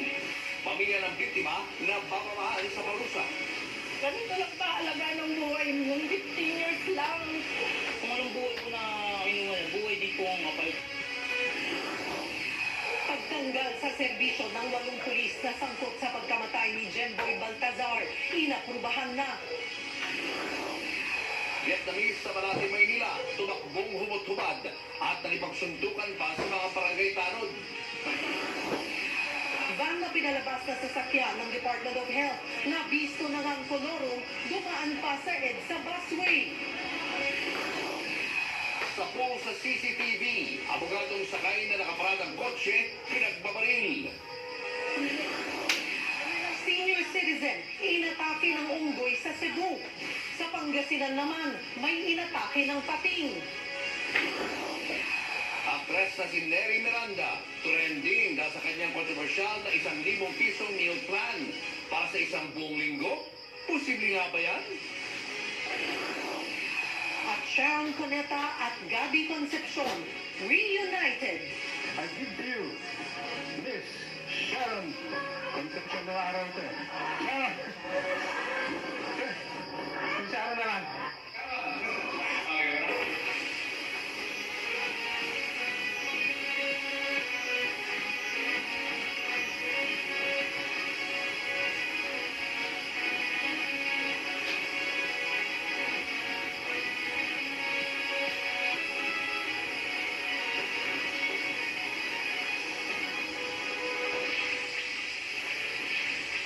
Mainit-init pang balita na aresto na ang 6 na suspect sa pagkawala ng 6 na sabungero noong Enero ng nakaraang taon. Naharap sila sa mga kasong kidnapping at serious illegal detention.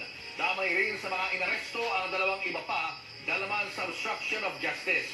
Ang buong detalye kaugnay na balitang yan, alamin maya-maya lang. Samantala, 16 na taong pagkakakulong ang sentensya sa suspect na gumahasa, pumatay, sumunog at nagtapon sa disyerto sa OFW sa Kuwait na si Julie B. Ranara. Pero para sa pamilya ng biktima, masyadong magaan ang parusang yan. Nasa frontline na balitang yan, si Jenny Don. Ganito lang kahalaga ng buhay mo. 15 years lang. Muling nanumbalik ang sakit sa kalooban ng ina ng OFW na si Julie B. Ranara nang malaman ng hatol sa pumatay sa kanyang anak. Si Ranara ang kababayan nating ginahasa, pinatay, sinunog at saka itinapon sa gitna ng disyerto sa Kuwait. Ang nasa likod ng karumal-duman na kriminal, ang 17 anyos na anak ng Ranara. Sa kadahilan ng minor de edad ng sospek, mababa ang naging sentensya sa kanya. 15 taong pagkakulong para sa custom murder at 1 pang taon para naman sa pagmamaneho ng walang lisensya. Pero sa tindi ng pinagdaanan ni Ranara, hindi raw sapat ang parusang yan. Kung ano yung kinuha nila sa amin, yun din ang maramdaman nila. Yung sakit na sobra-sobra. Dapat naramdaman din nila ng magulang niya. Kung anong buhay ko na inuwan, buhay din po ang kapal para sa akin. Sabi kong baba naman ito. Ano yun, parang yung kaso na yun, pumatay ka lang na, ay ano ka lang. Pag na ako lang, hold up ka lang, na binigyan ka ng ganung na kaso, napakababa. Eh, hindi naman yung kaso ng misis ko, hindi naman yung basta-basta eh. Mga ginawa nila dun, hindi makatawa, halos sinulog nila ng... Nabibilisan din daw ang pamilya sa paglalabas ng desisyon. 8 buwan matapos mangyari ang pagpatay kay Ranara. Giit ng nauli ng mister ni Ranara, iaapila nila ang desisyon ng korte at sana raw tulungan sila ng gobyerno. Dumulog na nga sila sa tanggapan ng Overseas Workers Welfare Administration o OWA. So aabangan lang natin yung communication natin with our legal representative in Kuwait, and we will draft try our very best to find out what else we can do. No? If kung maaari pa nating maapila kung lumampas ng 15 years. Umaasa naman si Pangulong Bongbong Marcos na magiging patas ang pagproseso sa mga ihahaing apila para makamit ang naayong hustisya. Sa ngayon, wala pang hawak na kopya ng court decision ang Department of Foreign Affairs. Pero sabi ni DFA Undersecretary Eduardo de Vega, umpisa pa lang, alam na nilang malabo ang sentensyang habang buhay ng pagkakakulong dahil minor de edad ang suspect. Iniintay natin yung decision kasi dapat meron yung damages, dapat meron yung yung decision. Kailangan may kasama yun na indication kung magkano kailangan bayaran ng akusado o denado na convicted na sa pamilya. Pero gawin ba natin na-appealin niya yan? Dagdag pa ng DFA, hindi sakop ng blood money ang kaso na Nara na hindi naman death penalty o execution ang naging hatol sa akusado. Ang blood money ay ang pagbabayad ng akusado para mabawasan ang parusa sa kanya. Binigyan naman ng 30 araw ang akusado na umapila sa korte. Nagbabalita mula sa frontline, Jenny Dongon, News 5. Sa Morocco, ang apektado ng ito doon na kumikil sa daang buhay. Pumalo naman sa 11,000 ang mga namatay sa bagyo sa Libya. To the rescue ang iba't ibang bansa. Nasa frontline na balita niyan, si Camille Samonte. Sa drone video na ito sa nakita ang lawas ng pisa ng ibang na nakamamatay na bagyo. Bumapalang baha, pero makakapal na putik na mga iniwan. Nakahilera rin ang mga bangkay sa kalsada at marami pa ang patuloy na nire-recover. Sa ngayon, tumuntong nasa 11,000 ang bilang ng mga namatay roon. Posible pa raw yung madagdagan dahil nasa 10,000 pa ang nawawala. Pati ang mga aso tumutulong na sa paghahanap ng mga natabunan. Nanawagan ng tulong ang United Nations Ambassador ng Libya. We need the support of the international community. We need the support of the UN agencies in order to be able to manage this crisis in a proper way and to help Libyans overcome this unfortunate incident. Nagpadala ng relief goods ang bansang Jordan. Nasa Libya naman ang mga medical personnel at rescue team ng Turkey, Spain, Germany. Ayon sa ating Department of Foreign Affairs, zero casualty ang mga Pinoy roon. Nagawa naman ng paraan ng mga employer para hindi mawala ng trabaho ang mga OFW sa Libya. Hindi pa sila tuhan ng mga Libyan employers nila. Walang humingi ng repatriation. So, wala rin nasa shelter. Kung may Pilipino na kailangan ng assistance, financial assistance doon, wala ng trabaho o gusto nang umuwi ng Pilipinas, nandun ang ating pamahalaan, nandun ang ating embahada. Kinumpirma rin ng DFA na walang Pinoy na napaulat na nasuwi sa Lindol sa Morocco. Pero siyam na po kababayan natin doon ang naapektuhan. Tinututukan naman sila. Nagpadala ng team ng embassy kasi may balita na may mga Pilipino na walang matulugan. Actually, less than 20 sila. Ang problema, hindi pala walang matulugan. Ayaw lang nila bumalik sa apartment nila kasi may aftershocks pa. Kinakabahan sila. So, binigyan silang food supply. Naroon na rin ang iba pang bansa para tumulong sa paghahanap sa mga natrap. Sa ngayon, halos 3,000 na ang bilang ng mga namatay sa Morocco. Nagbabalita mula sa frontline, Camille Samonte, News 5. Tatanggal na sa serbisyo ang 8 pulis na sangkot sa pagpatay sa pinatilyong si Jemboy Baltazar. Inaprubahan na kasi ng NCRPO ang naunang rekomendasyon ng PNP Internal Affairs Service para alisin ang 8 pulis. May pananagutan sa grave irregularity in the performance of duty at conduct unbecoming of an officer sina Police Executive Master Sergeant Roberto Balais Jr., Staff Sergeants Jerry Maliban, Antonio Bugayon, Nico Esquilon, Corporal Edmark Jake Blanco at Patrolman Benedict Mangada. Neglect of duty naman ang nasilip kina Mark Joseph Carpio at Luisito de la Cruz. August 2, nang pagbabarilin ng mga pulis si Jemboy sa Nabotas matapos mapagkamalang murder suspect. Base sa investigasyon ng NCRPO at IAS, nakitaan ng mga paglabag sa standard operating procedures ng PNP ang operasyong ikinamatay ni Jemboy. May 10 araw ang mga sangkot na pulis para maghain ng motion for reconsideration. Milyong-milyong piso halaga ng droga ang nabisto mula sa isang pasahero ng taxi sa Pasay. Itinago pa ang droga sa mga tape dispenser. Nasa frontline na balitang yan si Dave Abuel. Nakasilid pa sa 25 tape dispenser ang hinihinalang shabu na nasabat mula sa isang pasahero ng taxi sa Pasay City.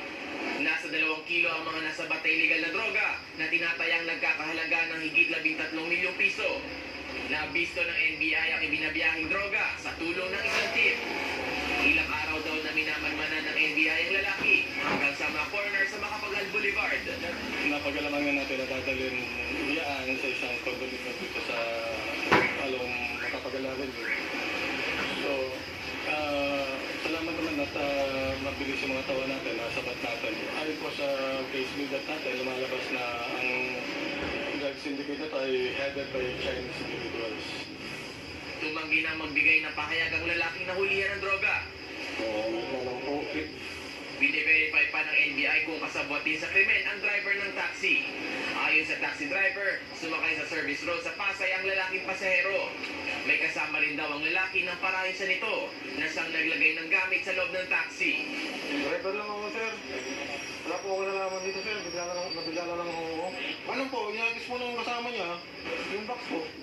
Hindi mo na pinangalanan ng suspect dahil patuloy ang follow-up operation sa hinihinalang sindikato nasa likod nito.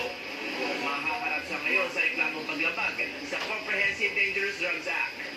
Nagbabalita pala sa Frontline, Dave Abuel, News 5. Arestado ang isang hubot-hubad na Vietnamese na naaktuhan umanong gumagawa ng kalaswaan sa Malate, Maynila. Nasugatan pa ang ilan sa mga humuling tanod ng pumalagang suspect na may dalang screwdriver. Nasa frontline ng balita niyan, si Dave Abuel. Hubot-hubad na tumatakbo ang lalaking ito nang masapul sa CCTV sa Arellano Avenue sa Malate, Maynila pasado alas 10 na umaga kahapon. Umupo siya sa isang e-trike na nakaparada sa kalsada. Sunod naman ang datingan ng ilang tanod na may dalang yantok. Ilang beses din ang pinalo ang nakahubad na lalaki na lumaban naman ng suntok. Tumagal ang gulo ng higit 1 minuto hanggang sa tumulong na sa pag-awat ng ilang residente. Dito na nasa kopya ang nakahubad na lalaki. Ayon sa mga tanod, bago ang insidente nasa pool sa CCTV, ay nahuli lang nilang gumagawa ng kalaswaan ng lalaki. Nakaubad daw, tapos siya, tapos may hawak siya sa screwdriver. Pagsaway namin sa kanya, nagamok na siya. Pagsaway sa kanya, dito na daw tumakbo ang lalaking may dalang palang screwdriver. Nanlaban siya gamit ito at nasugatan ng ilang tanod. Ang tanod na si Jerry, nasugatan sa tagiliran at bandang dibdib. Pambuno sila, at yung kasama kong tanod, may tamaan sa mukha. Tama kung saan. Siyempre, dumating na ako ngayon ng mag-interview na. Kasi ngayon ako, siyempre umiwas ako. Hindi ko na madami, may tama na ako. Kinilala ang lalaking walang damit na si Ling Ngoc Tang, isang Vietnamese. Dinala ng mga tanod ng lalaki sa pulis. Hindi raw marunong magsalita ng Ingles si Tang, kaya dinala naman siya ng mga pulis sa Vietnam Embassy. Actually, ang sinabi niya lang, yung pangalan niya lang dun. Then, dun sa pagpunta niya doon, parang stress yung tao. Wala siyang maipakitang passport o whatever na documents para sa identification natin. Sinubukan ng News 5 na kunin ang panig ng lalaki, pero hindi siya sumagot. Makaharap siya sa mga reklamong alarm scandal, physical injuries at grave threat. Nagbabalita mula sa Frontline, Dave Abuel, News 5. Arestado isang dayuhang inireklamo ng pangmomolestya sa sanggol na anak ng kanyang Pinay na girlfriend. Nangyari raw yan sa loob ng isang motel sa Quezon City. Nahulihan din ng illegal na droga ang banyaga. Nasa frontline na balitang yan si Sherry Don.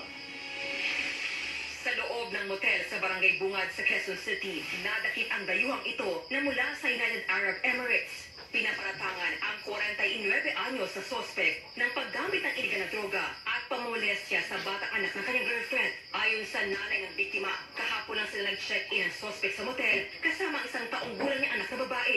Bigla na lang daw niya nadatna ng dayuhan na gumagamit ng iligal na droga sa loob ng banyo ng motel. Nabigla ng pasok. natin. Anong nadatnan mo? Ayun nga, yung mga ganun naka-stick sa kayong foil.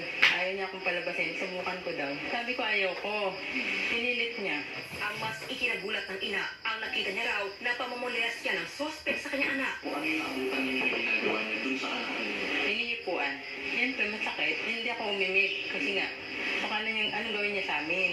Agad na humingi ng tulong ang babae sa mga otoridad. Nakapag-text po siya agad. Pinunta natin yung kwarto. Ngayon na kita natin doon, yung foreigner na gumagamit ng illegal na droga. Nakuha sa sospek ang nasa 3 gramo ng hinina ng shabu at iba't ibang drug paraphernalia. Tol ang ginawa ng sospek sa mga aligasyon.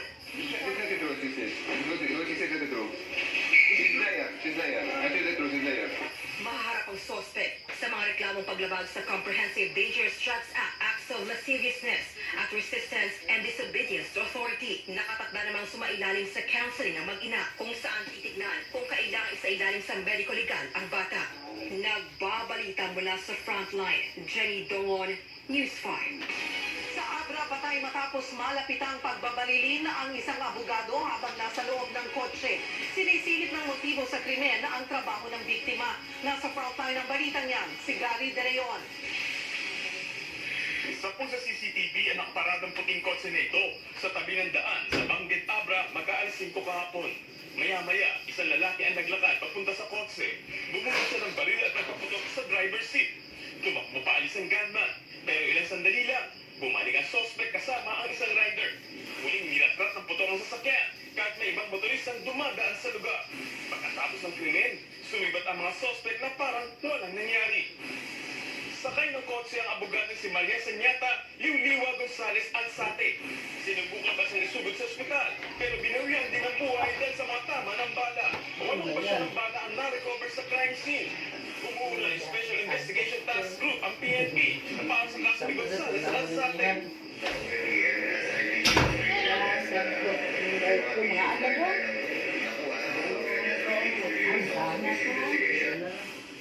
Nagulat ang pamilya ng biktima sa pamamaril na nangyari pa mismo sa harap ng kanilang bahay.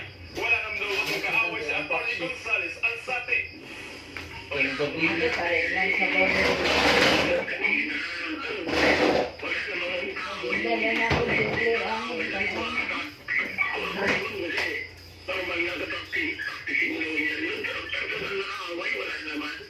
Wala pang person of interest sa krimen, pero tinitingnan ang anggulo ng trabaho ni Gonzales Alzate bilang motibo. Nakita namin, siyempre related sa kanyang trabaho bilang lawyer. Meron din mga kaso dito na hinahawakan niya na medyo sensitive po.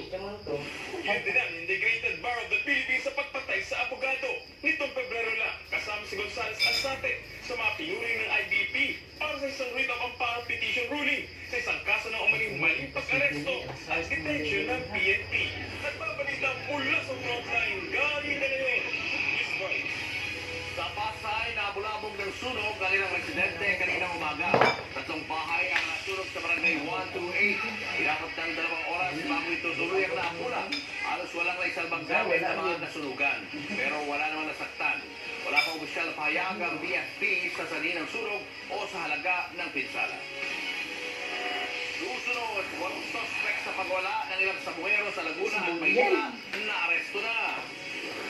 17 anyos sa Maynila, ginahasa ng 2 nakainuman. Mga manufacturer humihirit ng dagdag singil sa mga pangunahing bilihin kasabay ng nagbabadya na namang oil price hike.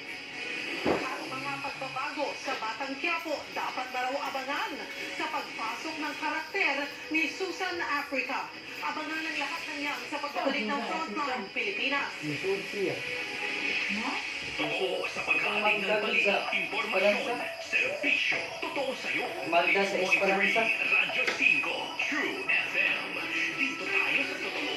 Martin ho, bawat lakas may match na obra. Ngayon, dinagdagan pa ng lakas ng Immunity Plus. Todo ako sa klase. Pati sa gaming. Ang iniinom ko? Obra Citrus, natulong sa focus at pagka-alerto with proper diet and exercise. Nag-online selling ako para sa pamilya. Ang inumin ko. Refreshing strawberry. Sa biyahe, dapat masipag. Fuel ko? Cobra, #1 energy drink. Lakas ng number 1. Daigdaw ng binubuenas ang sinuswerte. Kaya ibalik ang swerte na punong-puno ng positivity with good vibes. Kasama si Stanley Chi at Laila Chigadora. Dito sa 92.3 Radyo 5 True FM. Dito tayo sa totoo. Hello, Ate Jody. Oh, may lagnat ka raw. Opo, sakit rin ang ulo ko. Kaya lang, di naman tumalag yung gamot ko. Padalan kita ng Biogesic. Magaling sa sakit ng ulo at lagnat at iwas pa sa posibleng side effects. Oh, thanks po. Yan ang Biogesic. Jody Santa Maria po. Ingat! Paracetamol is a generic name of Biogesic. If symptoms persist, consult your doctor.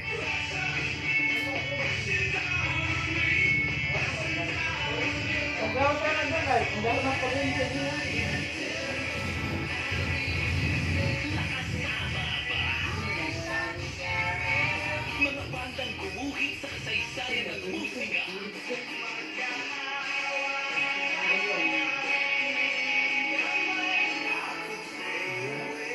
Bandang Pinoy man o bandang sumikat sa buong mundo. Banda rito. Tuwing linggo, alas 8 hanggang alas 10 ng gabi.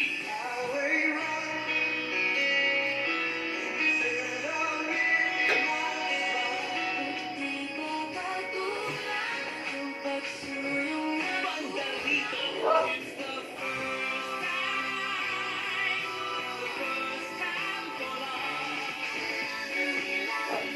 Tulugang pangmalakasan sa Radyo 5 True FM. Ang bata. O Martin ho, bawat lakas may match na obra. Ngayon, dinagdagan pa ng lakas ng Immunity Plus. Todo ako sa klase. Pati si Jamie. Ang iniinom ko? Obra Truth, natulong sa focus at pagka-alerto with proper diet and exercise. Nag-online selling ako para sa pamilya. Ang inumin ko, Refreshing na Cobra Berry. Sa biyahe, dapat masipag. Fuel ko, Cobra, number 1 energy drink. Lakas ng number 1. Ang reyna ng intriga. Siya pa rin ang may alam ng katotohanan sa likod, sulok, tabi, harap-harap ang anggulo ng kontrobersya. May maililihim ba kay Nanay Christy? Christy per minute. Christy per minute. Kasama si Romel Chica. Lunes hanggang Biyernes. Alauna ng hapon. Magbusog sa pananghalian. Mas busog sa chikahan. Christy per minute. Huwag pahuhuli sa 92.3. True FM. Dito tayo sa totoo. Nising ka. FB page. Ito ay commercial. Tungkol sa commercial. Gising-sing bata. Nagtataka ba kayo kung bakit 99.9% lang ang germs Na, very good. hindi dahil may pasaway Sing, na sing, germs sing. na ayaw mamatay. May code on responsible advertising na gumagabay sa lahat ng advertisers. Bawat claim binubusisik para sa ikabubuti ng Filipino consumer. Kapag di totoo, no go. May standards kami. Kaya may Ad Standards Council. Learn more at ase.com.ph.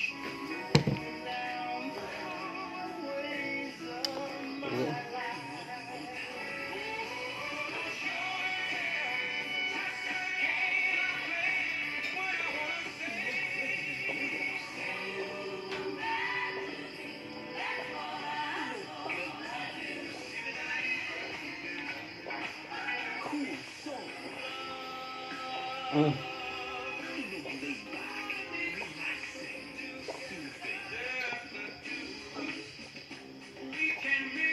Mm.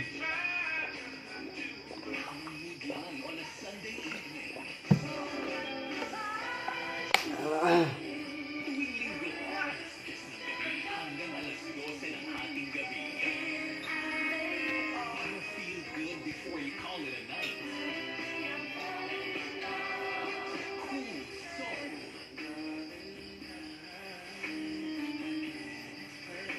Ano nang ligot?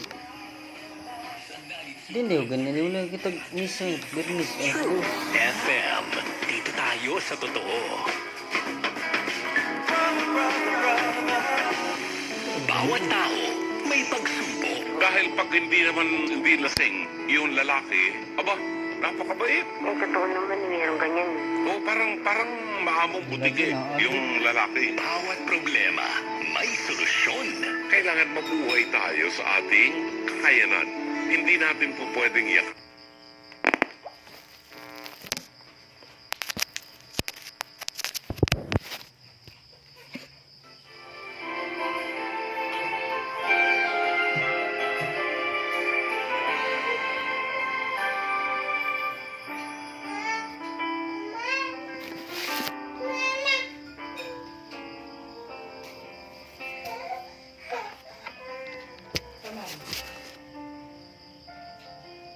Init na nga, ayaw mo lang pala yung tapatan.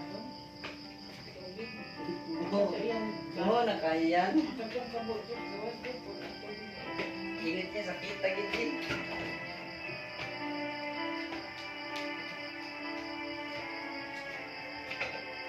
Hindi na, init. Hikap ka? Hikap, init. Init lagi. No. Init lagi. Narubog naon.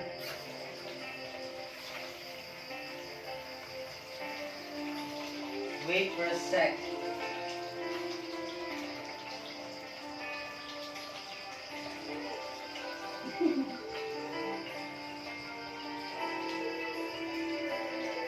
Patience.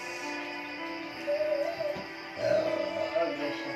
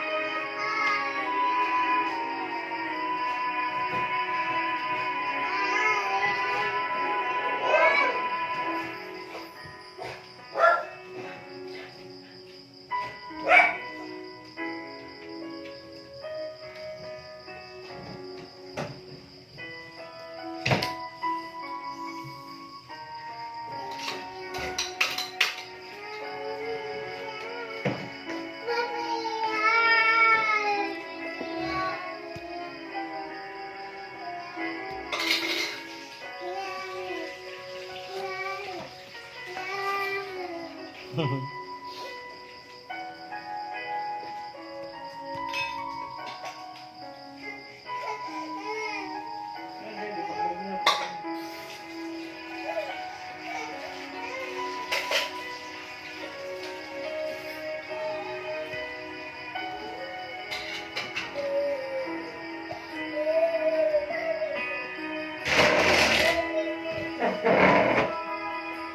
yan. May ibang buwan. Saan?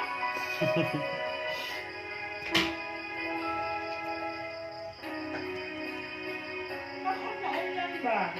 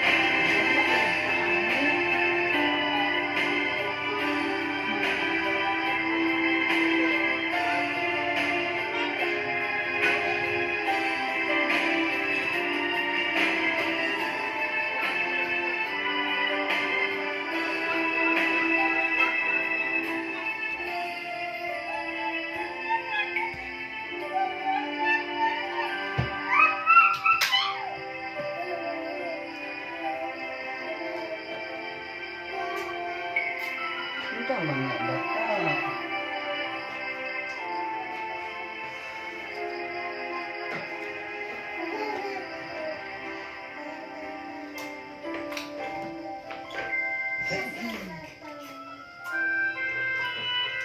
Nasa TV dyan.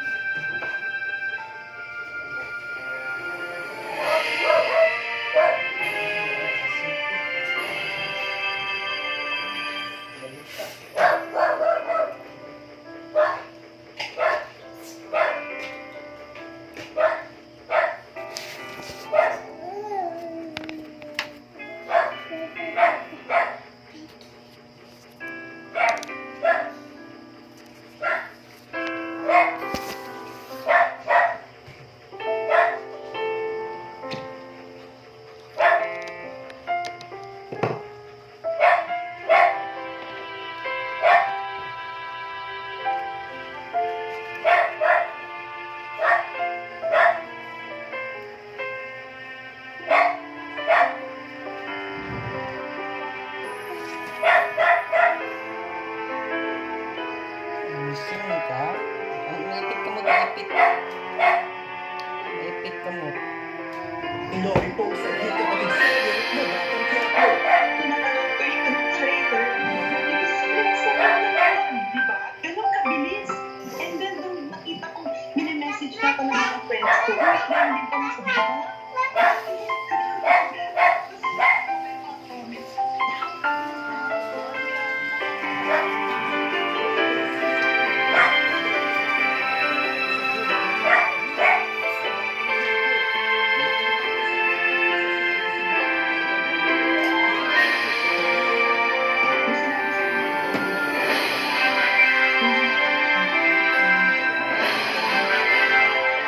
May kotse na kaming Mercedes-Benz, na marami na kaming anak sa katawan. Nakakatuwa kasi iba siya. Isa pang dapat abangan. Wiwi, Lola, wiwi. At lahat naman gagawin ko para mapalapit. Papasok na rin sa hapon serye na pirak na sungkapiso si Diamond Star Maricel Soriano. Siya ang gaganapin niya sa nasabing serye. Kung paano niya ibubunyag ang katotohanan sa buhay ng kanyang mga apo, tutukan tuwing alas 3 ng hapon, Lunes hanggang Biyernes, sa Pira-Pirasong Paraiso. Nagbabalita mula sa Frontline. Wiwi man na, Lola, oy. Ito pang matindi. Sasabak sa mga uma-atikabong eksena ang award-winning actress at Wiwi man na, oy. na si Kylie Versosa para sa MMFFN ang kanyang paghanga si Vicky sa Frontline Report ni MJ Report.